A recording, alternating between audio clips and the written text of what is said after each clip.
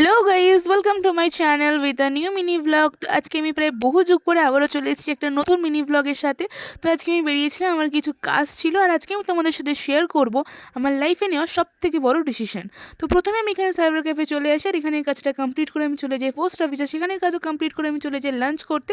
কারণ কি প্রায় বিকেল 4টে 4:30 বেজে গেছিলো, আর খুব জোরে খিদে পেয়েছিল। তো আমি এখানে অর্ডার করে দিয়েছিলাম tandoori chicken butter masala with tandoori রুটি। তো সব কিছু খেয়ে বাড়ি ফিরতে ফিরতে হয়ে গেছিলো সন্ধ্যে। এখানে খেয়ে ফুচকা, সাথে মোমো, আর সবশেষে আইসক্রিম খেয়ে আমি যেই বাড়িতে গিয়ে ফ্রেশ হয়ে বসেছি যে আমি আজকে শেয়ার করবো আমার লাইফের সব থেকে বড় ডিসিশনটা, তখনই আমার বাড়ির পাশ থেকে এত বাইক যাচ্ছিলো যেন বাইকের রেস লেগে গেছে। বাট যাই হোক, আজকে আমাকে কোনো বাধাই আটকাতে পারবে না ডিসিশনটা তোমার সাথে শেয়ার করা থেকে।